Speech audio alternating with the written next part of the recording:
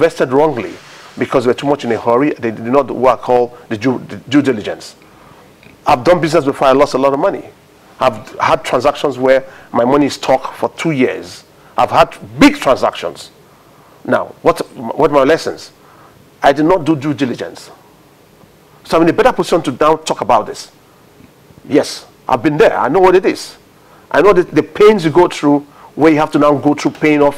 When you get bonds. Yes, and you now pay back the banks without the client paying you. I've been there. I've seen it happen. So when we speak now, we speak with hindsight and experience. Do you think the new generation of entrepreneurs are a bit in a hurry to make it? To use that Nigerian I don't think, palette? I know they're in a hurry to make it. You can see the unbridled energy. They're in a hurry. We need to slow down. We should be in a hurry to experiment with ideas, not in a hurry to blow up and expand. There must be a master plan in terms of expansion. Don't over-expand and then you lose your focus from your major markets.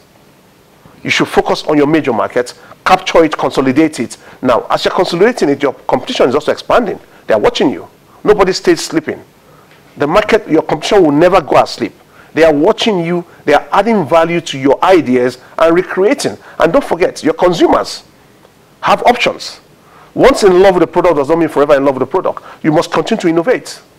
So the masterclass is about innovation, creating the impossible. You're an entrepreneur and a brand master, as it were. What has hurt you most doing business in Nigeria, Charles? Inconsistency in government policies.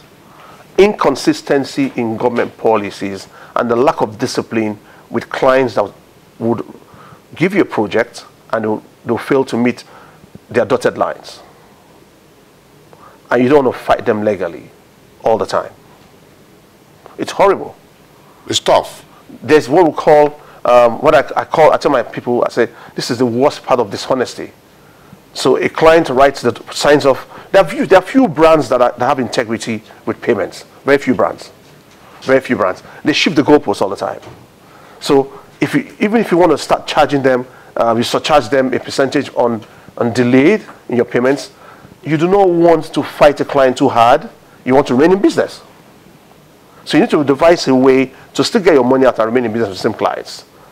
So you cannot fight all your clients. So, two folds. Yeah. On the government side, policies are inconsistent. You wake up on Monday and you sleep, and you come out on Tuesday, it's also different. But in terms of integrity in doing business, you think this is a major problem because do you think there's a problem with legislations or rules regarding debt recovery, lack of integrity of contracts at the corporate level? Multi-million. For corporates, the multinationals, they are not in that mode. Yes, they'll tell you in 90 days you get your payment, you get a payment in 90 days. They are transparent. But government itself, mostly government and then the smaller brands, they keep on shifting the goalposts. So if you're an entrepreneur, you need to be careful. Yeah, that's what I was going to because this is one of the worst parts. You know the worst part? You take a loan, for instance, you finance the business with the bank money, with bank funds. What happens? Now in 90 days you're meant to have access to your funds, you don't get it. Who pays the bank for the interest? So entrepreneurs need to understand how to manage all that. You have to get, and you don't have cheap money in the market. There's no cheap money. So who pays the overheads on the money you So how do you manage the money you've spent all these years? It's a cul-de-sac. No. I'm asking you. How do I do it? How do you manage? There's no free money out there. There's no free money. And the cost of money is high. You have to find a way to mark it up. So Charles, how have you been able to manage it? You mark it up. You mark it up. You have to find a way. You have to find a way. First of all, you have your consultancy fees. As an entrepreneur, you have to separate your consultancy fees from your execution fees. So you have a margin. So you build it up and mark it up so that but for you to be able to have a consultancy fee, you must have content. Content that's respectable and believable.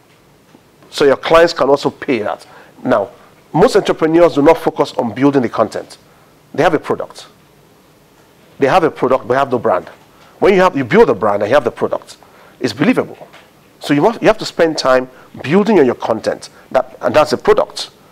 When it becomes a brand that is believable, they cannot believe in it to pay premium. For you to pay premium, you must have built your brand to an extent where the consumers and the customers will not question your pricing. That's the branding. Interesting. Dealing with the government and government agencies, talk to us about this. Have you had any reason to deal with government and government agencies? A lot of government agencies, yes, in the past. Do they pay up? Maybe delays once in a while. Most government agencies would delay your payments for like this 3-6 months, some for 2 years. We have an issue with the governments now. We for 2.5 years have not paid. Not a lot of money. We took them to court. We won the case. They still not paid. Now, how do you affect it? So doing business with the government, it's risky. How would you? It's very risky. You didn't allow me to finish the question. It's very risky. You just say it's risky. It's risky. You need to put in place modalities to ensure that you're insulated. I will not advise any entrepreneur to do business with government, especially if you don't have, if you're going to even take a bond against it, or insurance bond. That means you're paying for it. You're paying a premium. But this government, in particular, this administration say, buy made in Nigeria products and what have you. Would you sell any of your products to the Nigerian government? If they pay 100% upfront. Amazing. End of discussion. So, in the local parlance, money for hand. Okay. So you want upfront, 100%, then we'll do business. Or else give me 75% and then I will take a bond against the 25%. But I'm building my 25% excess into my 75%. So whatever you're owing me, if I don't get it, no problem. Because it's a risk. Charles, you're a clever businessman. It's good to have you here. What a clever one there in brand management. Okay, we'll keep track of you. Charles Otuda, who is a principal consultant at AdStrat. Of course, we'll come back after the break. The stock market is where we're getting back into, of course, you have the news. The Lagos-Kano Railway rail operations has been suspended for 2 weeks because the Nigerian Railway Corporation is repairing the bridge somewhere in Mokwa local government area of Niger State. We'll be back with the equities at the opening, the first trading day of the new week.